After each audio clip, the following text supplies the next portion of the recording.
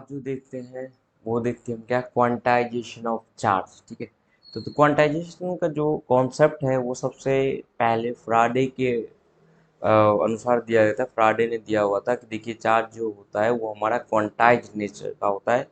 क्या था वो हम आगे देखते हैं। पहले जो है आप 2 पॉइंट लिखोगे। ठीक है, कि फ्राडे के द्वारा ये कॉन्सेप्ट दिया गया था, ये एक हाइपोथेटिकल कॉन्सेप्ट था। और बाद में जब मिल्टन नाम के साइंटिस्ट जो है ऑयल ड्रॉप एक्सपेरिमेंट किए तो वहां से बताया हाँ ये बात सही है कि चार्ज जो हमारा क्वांटाइज होता है। क्वांटाइजेशन का मीनिंग हम आगे समझेंगे। तो कैसे अपने बोर्ड में लिख के आना है, सबसे पहले ये देखते हैं कि कैसे पॉइंट बनाना है। तो सबसे पहले जो है आप ये लिख दो, ठीक है, कि quantization of charge is suggested by फ्राडे। ठीक है, तो सबसे पहले क्वांटाइजेशन के बारे में जो बताया गया था, किसके द्वारा बताया था? फ्राडे के अनुसार बताया गया था। और उसी को मिल्टन जो है 1912 में, ठीक है, जो डाटा अलग अलग बुक में हो सकता है, अलग अलग डाटा हो, ठीक है, तो 1912 के आसपास जो है आपका मिल्टन जो है ऑयल ड्रॉप एक्सपेरिमेंट से जो है इसको वेरीफाई करा गया था। ठीक है, एक्स तो वहाँ पे आप ये भी पॉइंट लिख दो, एक्सपेरिमेंटली वेरीफाइड बाय मिल्टन। ठीक है, इन 1912। ठीक है, अगर कौन सा एक्सपेरिमेंट पूछता है कि किस एक्सपेरिमेंट से जो है चार्ज का क्वांटाइजेशन जो है वो वेरीफाई किया गया, तो वो था हमारा आयल ड्रॉप एक्सपेरिमेंट। ठीक है, ये क्या कहता है, क्वांटाइजेशन क्या कहता है, तो आइए उसमें भी देखते हैं कि क्या अपने को लिखना है, फिर चीज़ों को समझते हैं। वैसा ये इस पे अगर इसको अगर पूरे तरीके से बताया जाए तो पूरा जो आधा घंटा 1 घंटे का लेक्चर हो जाएगा, तो जो कि क्लासरूम में पॉसिबल है, यहाँ पे पॉसिबल नहीं है। यहाँ पे बस अपने को क्या और कैसे लिख के आना है एग्जाम में, ताकि हमको मैक्सिमम मार्क्स जो है मिल सके। ठीक है, बस उतना कर रहे हैं, तो ज़्यादा उसको एक्सप्लेन करने की ज़रूरत नहीं है। ठीक है, और अभी पढ़ेंगे तो थोड़ा बहुत तो आपको समझ में आता है। ठीक, चलिए, तो यहाँ सबसे पहले आप लिखोगे electric charge can have only discrete value rather than any value. ठीक है, that is charge develop on a body is integral multiple of charge of electron that is Q equal two plus minus any. अब इसके कहने का क्या मतलब है, बोल रहा है कि चार्ज जो है आपका कोई भी वैल्यू नहीं हो सकता। चार्ज का एक स्पेसिफिक वैल्यू होता है। चार्ज जो बॉडी पे डेवलप होता है वो कोई कैसा भी, कोई भी वैल्यू कितना भी मर्जी उतना चार्ज नहीं आ सकता है।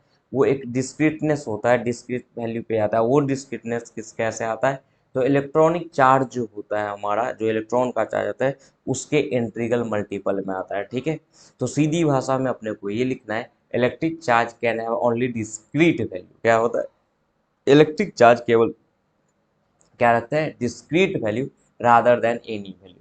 किसी भी वैल्यू के बजाय वहाँ पे क्या होता है, एक डिस्क्रीट वैल्यू होता है, कॉन्टिन्यूस नहीं होता है। ठीक है, इसका मतलब ये हुआ कि चार्ज जो डेवलप होगा किसी भी बॉडी पे, वो integral multiple of charge of electron, electron का जो चार्ज आता है उसके इंट्रीगल मल्टीपल में ही आएगा। बिल्कुल सा फंडा है जैसे आपको बताया जाता, ठीक है, क्लास में। जैसे कि आप मान लो कि कोई चीज़ खरीद रहे हो, पेन ही खरीद रहे हो, है ना। तो पेन खरीद रहे हो, तो पेन जब आप खरीदते हैं, तो जैसे ग्लेशियर पेन अगर हम खरीदे, ठीक है, तो उसका जो है कितना, 7 रुपया शायद अब हो गया। ठीक है, तो 7 रुपया जो है उसका लेते थे। आप जितना पेन लोगे 7 से मल्टीप्लाई करके उस जो है शॉपकीपर को पैसा दो। अगर आप 10 पेन चाहिए आपको, तो आप 7 से क्या करोगे, उसको मल्टीप्लाई करके तब जो है आप पैसा लो। अगर आपको 4 चाहिए तो 7 से मल्टीप्लाई करिए तब दीजिए। ठीक है, उसी तरीके से किसी भी बॉडी पे जो चार्ज आएगा, किसी भी बॉडी पे जो चार्ज आएगा वो ई के इंटीग्रल मल्टीपल में होगा। क्योंकि कोई भी बॉडी जो चार्ज होता है due to transfer of electron, और इलेक्ट्रॉन ही है जिस पे चार्ज होता है, और वो चार्ज कितना होता है, minimum charge 1.6 into 10 power 19 coulomb. तो अगर कोई भी बॉडी चार्ज हो रहा है तो उस पर 1 इलेक्ट्रॉन आएगा, 2 इलेक्ट्रॉन आएगा, 3 इलेक्ट्रॉन आएगा।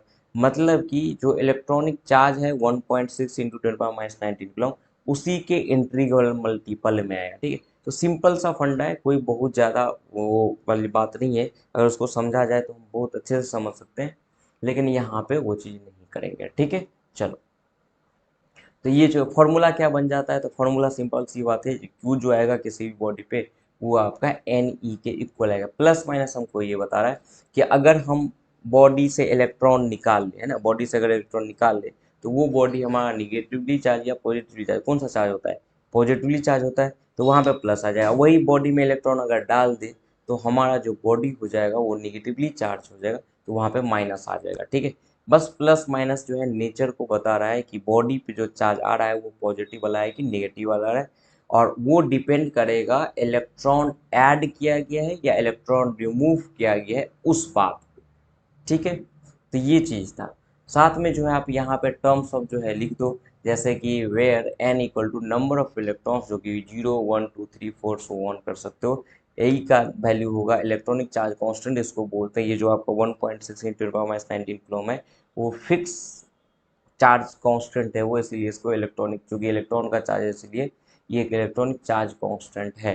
ठीक है, तो इसके इंटीग्रल मल्टीपल में ही किसी भी बॉडी पे चार्ज आएगा। ठीक है, उसका क्या क्या वैल्यू पॉसिबल नहीं हो सकता है, तो उसको भी थोड़ा सा एक नेक्स्ट पॉइंट में लिख ले। Charge on a body can never be, ठीक है, कितना 1/3 × E, मतलब आपका ई का थर्ड पार्ट जो है पॉसिबल नहीं है, उसका आधा पार्ट पॉसिबल नहीं है, 5.7 इलेक्ट्रॉन पॉसिबल नहीं, क्योंकि इलेक्ट्रॉन जो है सबसे छोटा चार्ज है, इसको और छोटा करना पॉसिबल नहीं है। तो ई के इंटीग्रल मल्टीपल में ही आ सकता है, आप इसके अलावा फ्रैक्शन में ई का वैल्यू पॉसिबल नहीं है। ठीक है, जैसे कि आपको बताया गया कि पेन की बात है, तो पेन जो है आपका 7 रुपये का आता है, तो वो 7 रुपये के इंटीग्रल मल्टीपल में ही आएगा, उसके अलावा कोई और बोल रहा है तो नहीं आ पाएगा। ठीक है, जैसे 2 पेन लोगे तो आपको 14 रुपीज़ जो है उसको पे करना पड़ेगा। 3 लीजिएगा तो 7 से मल्टीप्लाई करिए, 4 लीजिए फिर भी 7 से मल्टीप्लाई करिए, 7 से, है ना। आपको जितना भी पेन चाहिए, जितना भी नंबर ऑफ पेन चाहिए, उसको आपको क्या करना है, 7 से मल्टीप्लाई करके देना है। तो उसी तरीके से यहाँ पे इलेक्ट्रॉन के चार्ज के वैल्यू से आपको क्या करना पड़ेगा, मल्टीप्लाई करना पड़ेगा, जितना भी इलेक्ट्रॉन आप वहाँ पे ला रहे हैं या वहाँ से रिमूव कर रहे हैं। ठीक है, लेकिन इलेक्ट्रॉन को जो है कट करना, डिवाइड करना पॉसिबल नहीं है, तो ये कभी भी जो है ये इतना इलेक्ट्रॉन का चार्ज नहीं आ सकता। या तो एक इलेक्ट्रॉन का चार्ज आएगा, नहीं तो 2 इलेक्ट्रॉन का चार्ज आएगा, नहीं तो 3 इलेक्ट्रॉन का चार्ज आएगा। ये पॉसिबल नहीं कि आधे इलेक्ट्रॉन का चार्ज आ जाए, है ना, 5.7 इलेक्ट्रॉन का चार्ज है, ये पॉसिबल नहीं है। ठीक है, तो यही पूरा हमारा क्वांटाइजेशन का कॉन्सेप्ट था। तो अगर 2 मार्क्स आपसे पूछा जाता है क्वांटाइजेशन ऑफ चार्ज बताइए, तो आप जो है ये 4 पॉइंट लिख के जरूर आइए। अगर ये 4 पॉइंट लिख के आते हैं तो आपका एक भी मार्क्स कटेगा नहीं। ठीक है, चलिए, बाकी क्वांटाइजेशन का पूरा फील लेना है तो ये यहाँ पॉसिबल नहीं है, किसी और वीडियो में बात किया जाएगा, जब क्लास की तरह आपको बताया जाएगा। जब क्वांटाइजेशन करेंगे ना, तो वहाँ पे हम आपको सिखा सकते हैं कि क्वांटाइजेशन का क्या असल मीनिंग क्या है। यहाँ पे तो आप बस इतना ही कर लो कि एग्जाम में मेरे अच्छे मार्क्स आ जाए। ठीक है, तो इसको जो है याद कर लीजिए, लिखिए अच्छे से, इसको बार बार देखिए, है ना, ऑटोमेटिक याद हो जाएगा, काफ़ी आसान लैंग्वेज में लिखा गया है। ठीक, चलिए इसको करिए तो। Thanks for watching. Like share comment subscribe करना ना भूलें।